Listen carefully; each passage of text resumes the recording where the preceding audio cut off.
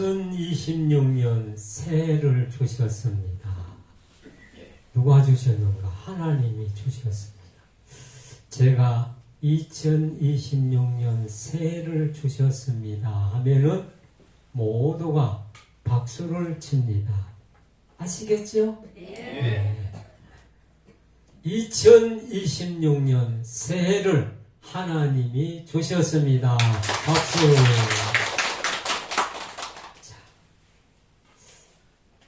새해는 따라합시다. 나는 복덩어리다. 예. 새해 복 많이 받으세요. 인사를 수없이 하잖아요. 그런데 우리 자신이 복덩어리가 되어야 됩니다. 새해가 왔다는 것은 하나님이 우리에게 새로운 기회를 주시는 거예요. 그렇죠? 지난 1년 동안에 아픔도 있고 슬픔도 있고 실패도 있었지만은 하나님이 새해를 주시는 것은 기회를 주시는 거예요. 실패와 고통을 우리는 잊어버려야 돼요. 그리고 기대와 희망을 품어야 돼요. 그리고 출발해야 돼요. 새해를 주신 우리 하나님은 좋은 일, 복된 일, 행복한 일 준비하셨습니다. 따라합시다. 새해를 주신 하나님이 좋은 일, 복된 일, 행복한 일 준비하셨습니다. 할렐루야.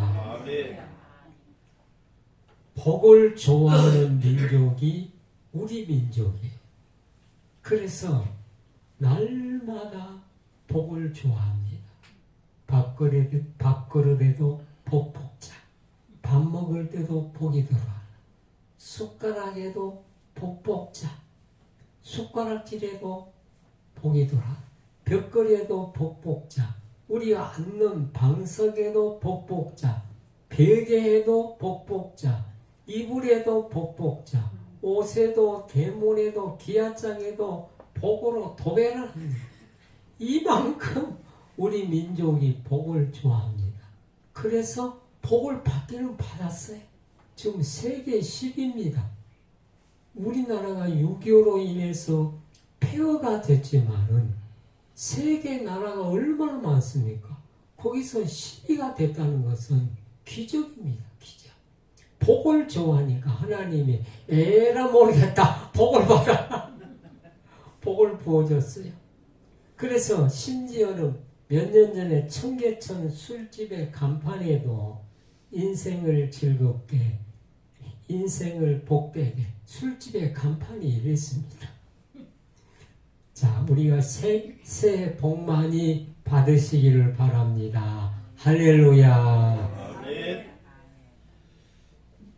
근데 오늘 중요한 하나님의 말씀을 저에게 주셨어요.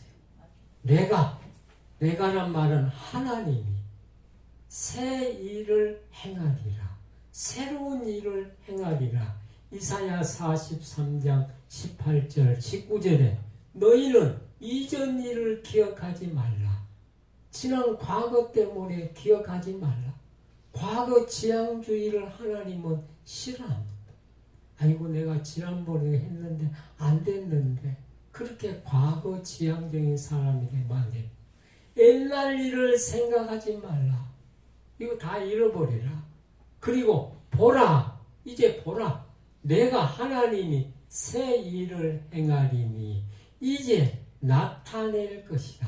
한번 따라하겠습니다. 보라. 내가 새 일을 행하리니 이제 나타낼 것이다. 근데 어떻게 나타내냐? 너희가 그것을 알지 못하겠느냐? 반드시 내가 하나님이 광야의 길을 사막의 강을 내리라. 불가능을 가능케 하신다는 말씀입니다. 그러면 조금 더 깊이 들어가서 자기 백성이 절망 중에 있을 때 하나님이 조금 전에 하셨던 말씀을 하셨어요. 보라, 내가 새 일을 행하리라. 그러면 새 일이 무엇인가? 두 가지, 옛날과 오늘 두 가지인데 예루살렘이 폐허가 됐어요. 예루살렘은 하나님의 나라입니다. 그래서 바벨론이라고 하는 큰 나라에 포로로 잡혀갔어요. 하나님의 백성들이 포로로 잡혀가서 희망 없는 포로가 되었어요. 포로는 노예입니다. 죽이면 죽고 살면 살려주고 그때 희망을 선포합니다. 미래에 대한 약속이 없는데 보라 하나 내가 새 일을 행하리라. 새 일을 행하리라. 이런 포로에서 무슨 새 일을 행한단 말인가?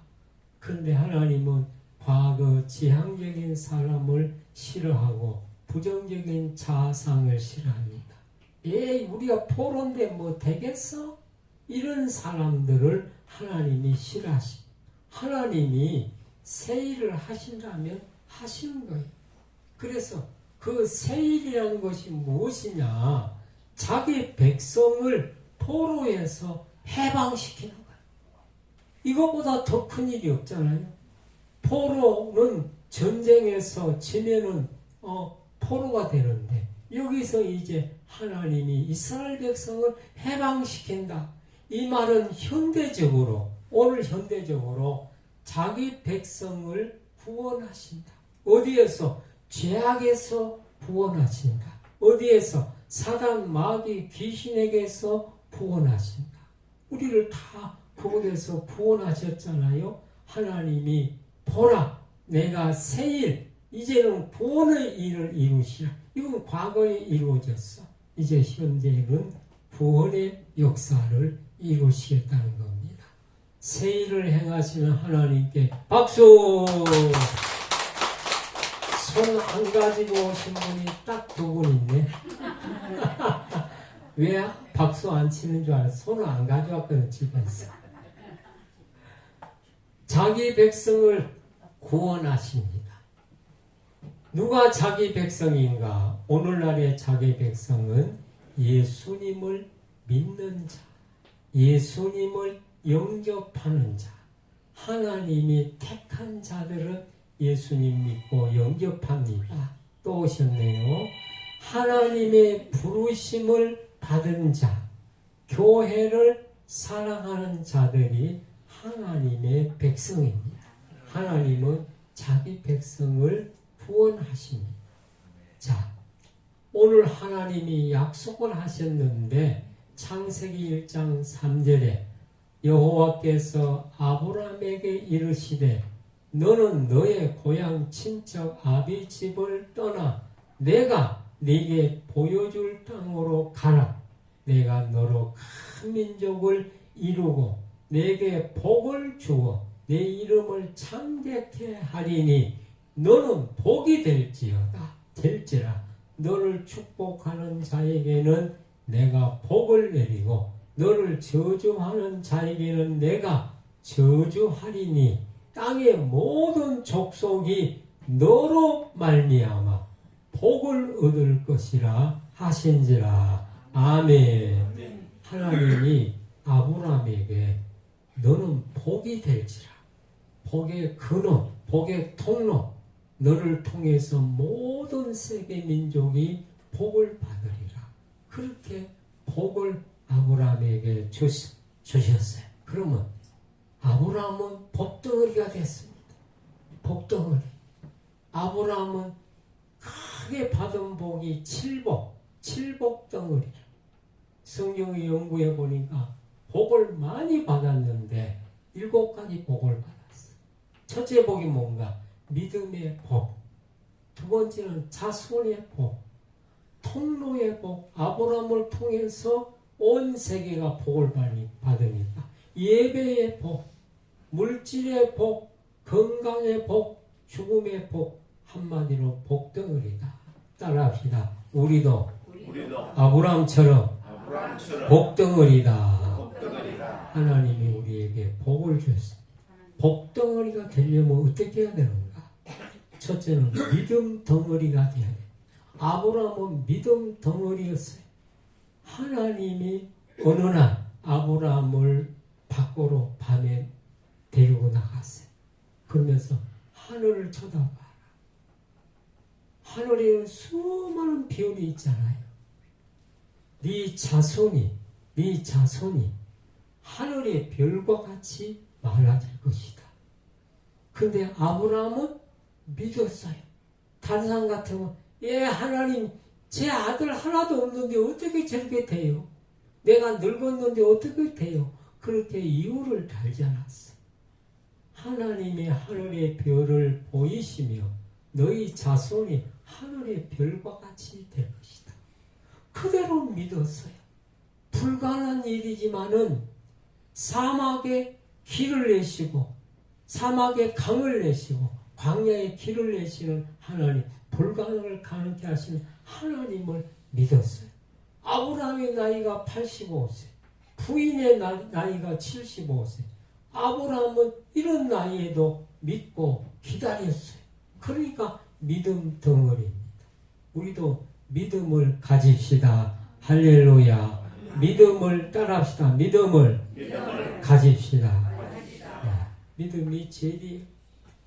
그 다음에 두 번째로 아브라함은 믿음 다음에 순종 덩어리예요. 순종. 아브라함은 순종했습니다. 100세의 기적으로 얻은 아들 이삭을 모리아 산에 데려가서 잡아서 불태워 드리는 장면이 나옵니다. 장면. 자기 생명보다 귀한 아들, 약속의 아들, 이 아들을 통해서 하늘의 별과 같이 많아지겠다고 하는데 하나님이 드리라고 하니까 불태워 드리면 어떻게 됩니까? 그대로 순종했어요. 그래서 하나님이 100세 된 아들 낳았으니까 얼마나 귀하겠어요. 100세 아들 안 낳았잖아. 저도 안 낳았어요. 얼마나 귀하겠어요. 눈에 넣어도 아프지도 않고 이런 아들을 하나님이 어느 날 아브라함아 너 이삭 100세에 난 이삭을 모리아 산으로 데려가서 번제란 말은 잡아서 각을 떠서 죽여서 불태워 드리는 번제로 드리는 얼마나 고민이 됐겠어요. 부인하고 상의하면 미쳤어 여보. 당신이 잘못 들은 거야. 미쳤어. 어떻게 하나님이 사람을 이렇게 드리려고 하나.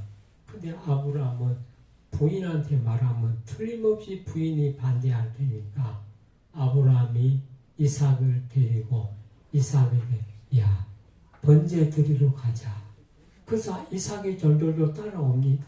그래서 데려가서 번제산에서 이 제단 모리아산에서 이 아들을 잡아가지고 묶어가지고 칼로 죽여야 될 거 아니에요. 그냥 어떻게 불태우겠어요. 먼저 잡아 죽이고 불태우려고 나뭇가지를 했어요. 근데 칼을 들어서 내리 꼽으려고 하는 순간에 하나님이 아브라함아 멈춰라. 가만 놔두면 진짜 죽여. 그래서 아브라함 이삭 대신에 양을 숯불에 걸리게 해서 저 양을 대신 드려라. 네가 아들도 드리라 하면 드리는구나. 이야, 여러분 물질을 초월한다는 것도 어려워요. 물질은 생명 같잖아요. 요즘에. 그런데 물질 넘어 혈육을 초월한다는 것은 너무 어려운 거예요. 근데 저도 한번 꿈에서 아들 드리는 꿈을 꾸었어요. 1996년 1월 11일 이날이 수요일입니다. 상주 모동교에서 기도하기를 성도들하고 금년에는 하나님의 사랑을 피부적으로 느끼게 하세요. 체험하게 하세요. 하면서 성도들하고 다 함께 수요일에 기도했는데 하나님이 그 다음날 저녁 기도회를 마치고 새벽 2시가 됐는데 하나님의 신호가 왔어. 저 신호 말고 하나님이 신호가 왔어. 그 신호가 뭔가 하면은 빨리 누르세요. 됐어. 신혼 왔는데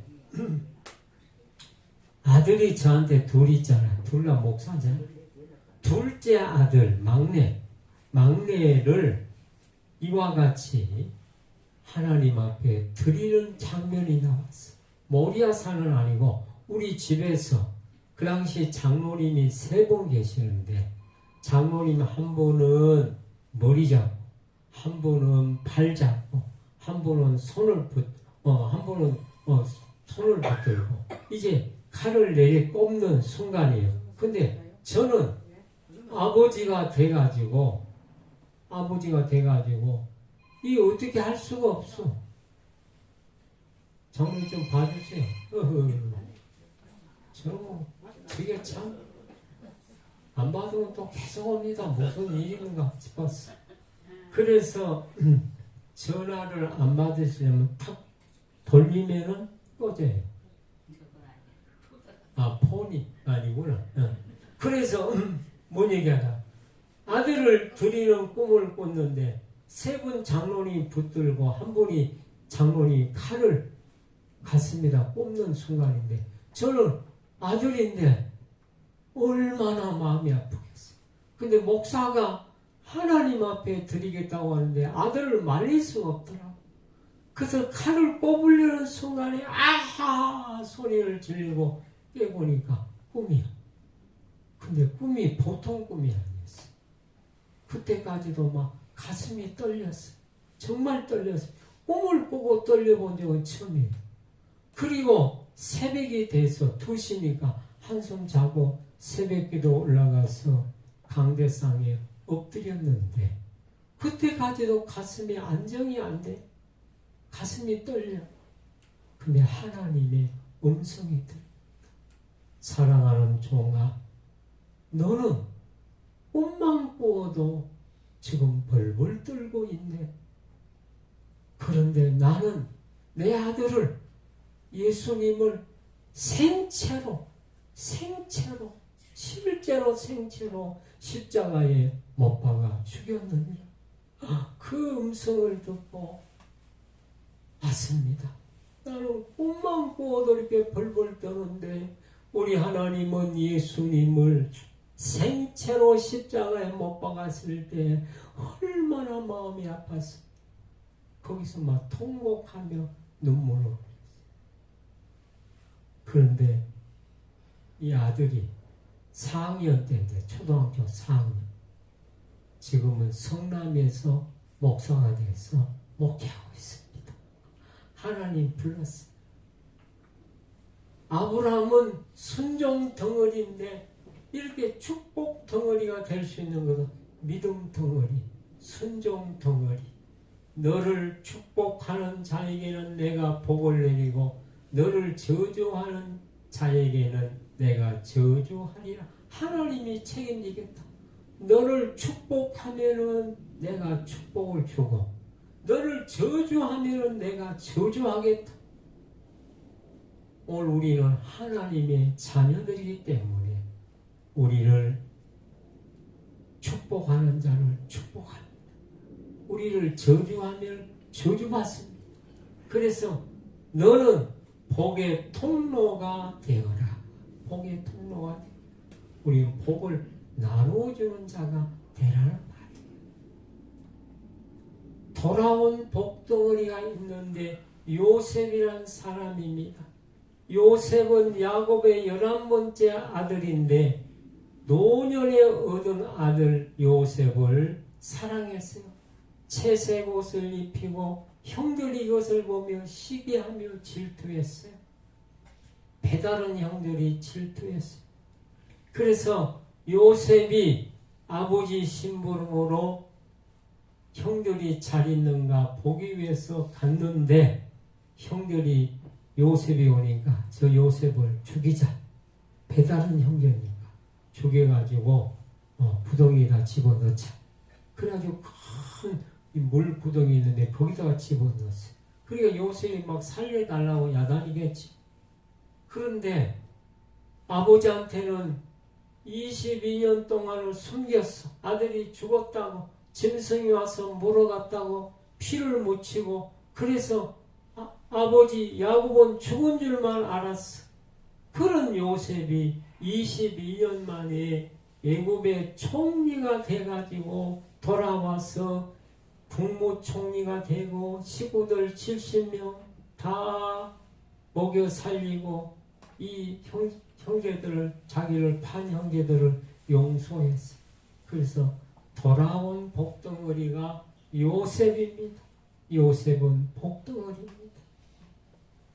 또 요셉만 있는가? 우리는 지난날에 뭐 덩어리? 재덩어리, 질덩어리, 똥덩어리, 똥덩어리. 우리는 재는 똥보다 더 무서운 거예요. 우리는 똥덩어리였어. 금덩어리면 요즘에 이 금 하나 팔면 집 한 채 나옵니다. 금이 얼마나 비싼지. 우리는 지난날에 암덩어리가 있으면 죽는 거예요. 그런 우리들이었는데 우리는 돌아온 복덩어리가 되었어요. 어거스틴이라고 우리가 알지요. 기독교의 성자. 가장 좋은 자식은 어떤 자식인가? 출세하고 효도하는 자식이죠. 그런데 어거스틴은 부모 속을 썩게 했어요. 타락해서 가출했어요.